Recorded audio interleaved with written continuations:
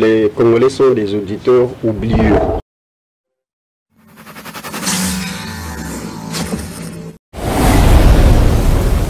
Je reçois Landry Boumbeya, activiste et défenseur des droits de l'homme.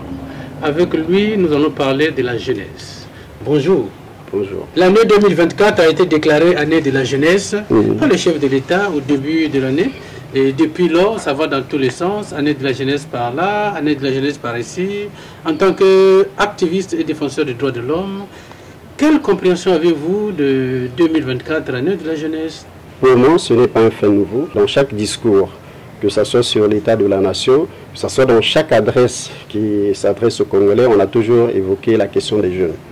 Et aujourd'hui, vous avez plus de 70% des jeunes qui se trouvent au chômage. Rien n'a été fait.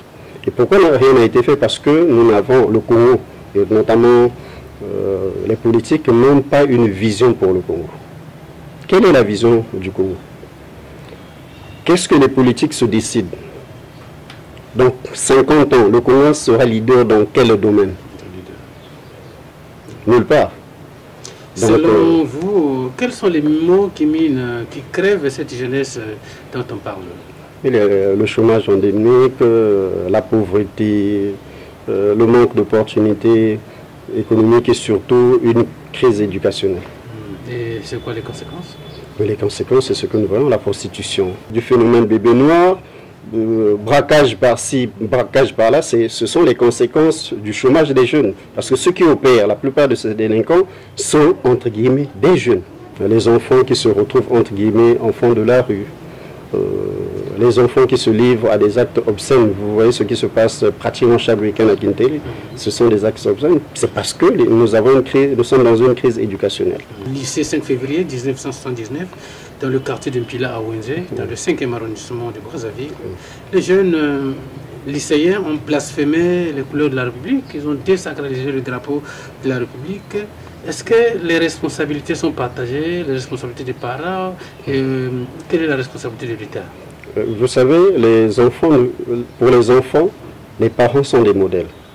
Et je peux dire que ces enfants ont pour modèle nos dirigeants. L'État est démissionnaire, les parents sont démissionnaires et les enfants se laissent à tout bout de vent faire tout ce qu'ils peuvent faire. Pour essayer de mettre un terme ou peut-être régler cette situation de la jeunesse, quelles sont les priorités selon vous? La première chose que le chef de l'État doit faire, c'est de changer son équipe gouvernementale, remplacée par des technocrates, qu'on nous éjecte l'ensemble des politiciens qui ne font que de la démagogie et aussi organiser un dialogue national.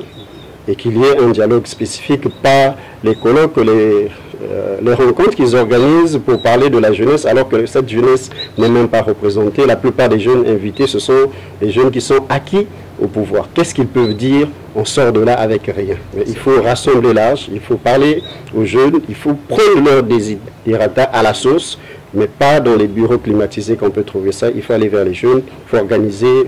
Par exemple, nous, dans le cadre de la société civile, qu'on nous laisse l'opportunité d'organiser des rencontres citoyennes pour parler avec les jeunes, et de là, nous pouvons ramener les véritables problèmes que les jeunes ont.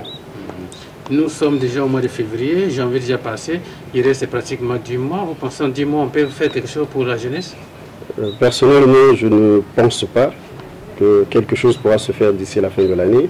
Vous avez bien dit, nous sommes en février, rien ne se fait. Rien ne se fera d'ici décembre, simplement. Dans la loi de finances, il n'y a aucun poste budgétaire qui était prévu pour recruter 10 000 jeunes. Et lorsque les postes budgétaires ont été créés, même pour recruter 2 000 jeunes, ça n'a jamais été fait. Et pour moi, à la fin de l'année, nous serons au même point. Et certainement l'année prochaine, on va encore bandir un autre slogan politique pour divertir l'opinion. Et simplement, c'est parce que les Congolais sont des auditeurs oubliés. Tout se trouve, il n'y a qu'à regarder, même sur Internet, on trouvera des promesses faites, mais jamais tenues. Merci. Merci, monsieur le journaliste. À très bientôt. Merci. Voilà, c'est la fin. Nous étions là dans le cadre de À la Une de Brazza.